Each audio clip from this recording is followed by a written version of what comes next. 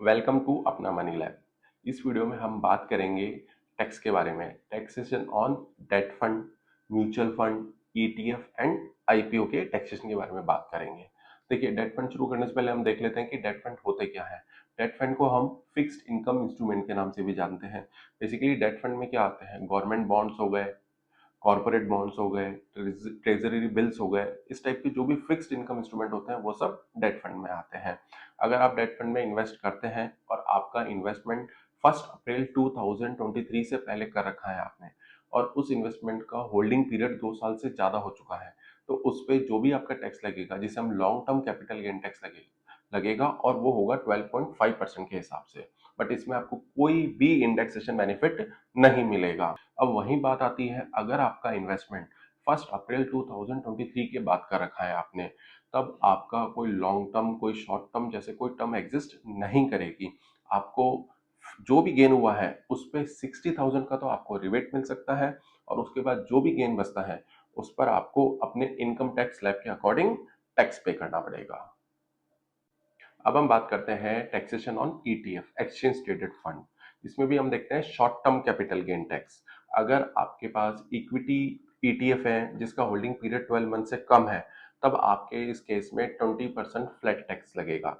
और वहीं अगर आपके पास इंटरनेशनल ईटीएफ है, चाहे MON 100 हो या मफांग ईटीएफ हो, और होल्डिंग पीरियड 12 मंथ से कम है, तब आपका जो टैक्स लगेगा वो आपके टैक्स स्लैब के अकॉर्डिंग लगेगा। और वहीं आपके पास अगर गोल्ड ईटीएफ है और होल्डिंग पीरियड 12 मंथ से कम है, तो भी आपका टैक्स जो है वो टैक्स स्लैब के अकॉर्डिंग लगेगा। इसको एक एग्जांपल से समझते हैं।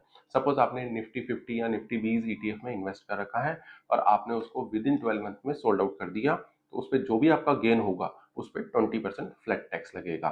सपोज आपका 10 लाख का इन्वेस्टमेंट है, वो 15 लाख हो चुका है, आपका गेन हुआ 5 लाख का, तो 5 लाख पे आपका 20% का टैक्स लगेगा, मीन्स 1 लाख आपको टैक्स देना पड़ेगा। अब वही बात आती है, अगर आपने इंटरनेशनल ईटीएफ जैसे कि मफांग या MON 100 में इन्वेस्ट कर रखा है, या आपने गोल्ड ईटीएफ में इन्वेस्ट कर रखा है, तो आपका जो भी टैक्स लगेगा इसके शॉर्ट टर्म कैपिटल गेन पे, वो आपके टैक्स ब्रैकेट के अकॉर्डिंग लगेगा। अगर आप 10% के टैक्स ब्रैकेट में आते हैं, तो इसमें इंटरनेशनल और गोल्ड ईटीएफ में जो भी आपका गेन होगा उस पर आपको 10% टैक्स देना पड़ेगा। अगर आप 20% के टैक्स ब्रैकेट में आते हैं, तो इस पे शॉर्ट टर्म पे होने वाले गेन पर आपको 20% का टैक्स देना पड़ेगा। ठीक। अब देखिए, आपने अगर इक्विटी ईटीएफ में इन्वेस्ट कर रखा है, या इंटरनेशनल ईटीएफ में इन्वेस्टमेंट कर रखा है, या गोल्ड ईटीएफ में कर रखा है, और आपका होल्डिंग पीरियड 12 मंथ से ज्यादा है, तो ये कंसिडर होगा लॉन्ग टर्म कैपिटल गेन में, और इस पर आपका टैक्स लगेगा 12.5% के हिसाब से। और हाँ, इसमें आपको 1.25 लाख की एग्जम्पशन भी मिलेगी। सपोज आपने 10 लाख इन्वेस्टमेंट कर रखा है जिसका गेन 5 लाख हो चुका, मीन्स टोटल रिटर्न आपका 15, टोटल अमाउंट 15 लाख हो चुका।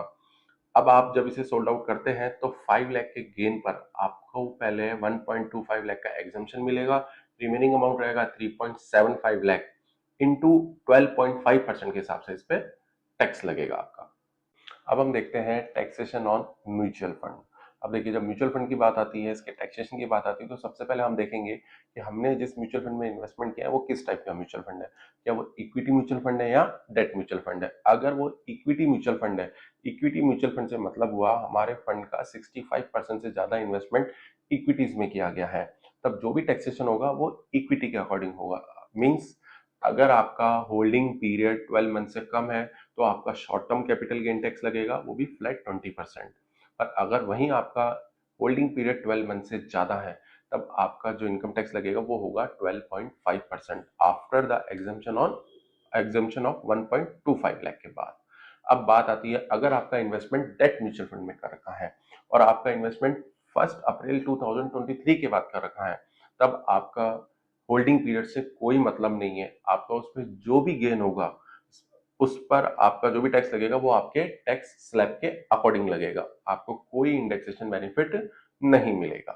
हम बात करते हैं taxation on IPO listing day gain. IPO आपको अलॉट हो चुका है, और लिस्टिंग डे के दिन ही आप उसे बेच देते हैं, तो जो भी आपका गेन होगा वो आपका शॉर्ट टर्म कैपिटल गेन में काउंट होगा, उस पर आपको फ्लैट 20% टैक्स देना होगा। वहीं दूसरी तरफ आप क्या करते हैं, अलॉटेड आईपीओ को 12 मंथ से ज्यादा होल्ड रखते हैं, और उसके बाद अगर आप सेल करते हैं, तो आपको long term capital gain tax देना होगा 12.5% के हिसाब से, विद एग्जम्पशन ऑफ 1.25 लाख। अब हम देखते हैं टैक्सेशन ऑन डिविडेंड इनकम। देखिए, जब भी कोई कंपनी डिविडेंड इशू करती है तो वो सीधा आपके बैंक अकाउंट में क्रेडिट होता है। अगर वो डिविडेंड का अमाउंट 10,000 से ज्यादा है तो उस पर 10% टीडीएस कटने के बाद वो अमाउंट आपके अकाउंट में क्रेडिट होगा। अब जो भी आपका डिविडेंड है वो आपके टोटल इनकम में ऐड होगा और वो आपके स्लैब के, जो भी आपका टैक्स स्लैब आता है उसके अकॉर्डिंग आपको उस पर टैक्स पे करना पड़ेगा। पर वहीं डिविडेंड इनकम अगर 10,000 से कम है तब कोई टीडीएस एप्लीकेबल नहीं होगा। अब हम बात करते हैं सेट ऑफ रूल की। देखिए, ये जो सेट ऑफ रूल्स है, फिर चाहे आपका कैपिटल गेन म्यूचुअल फंड से हुआ हो या ईटीएफ से हुआ हो या इक्विटी से हुआ है, किसी भी टाइप का कैपिटल गेन हुआ हो, ये सेट ऑफ रूल सब पर एप्लीकेबल है। देखिए, सबसे पहले अगर आपको शॉर्ट टर्म कैपिटल लॉस होता है तो आप उसको other long term capital gain या other short term capital gain से सेट ऑफ कर सकते हैं। और कंप्लीटली सेट ऑफ नहीं होने के केस में उस शॉर्ट टर्म कैपिटल लॉस को 8 ईयर्स तक कैरी फॉरवर्ड किया जा सकता है। अब वही बात आती है लॉन्ग टर्म कैपिटल लॉस की। देखिए, लॉन्ग टर्म कैपिटल लॉस को आप सेट ऑफ केवल और केवल लॉन्ग टर्म कैपिटल गेन से ही कर सकते हैं और कंप्लीटली सेट ऑफ नहीं होने के केस में आप लॉन्ग टर्म कैपिटल लॉस को भी 8 ईयर्स तक कैरी फॉरवर्ड कर सकते हैं। देखिए, अगर आपको टैक्स से रिलेटेड या कैपिटल गेन लॉस किसी भी तरीके से रिलेटेड इसमें कोई इशू है, कोई डाउट है, तो प्लीज कमेंट में जरूर बताइए, मैं उसे पर्सनली रिप्लाई करूंगा।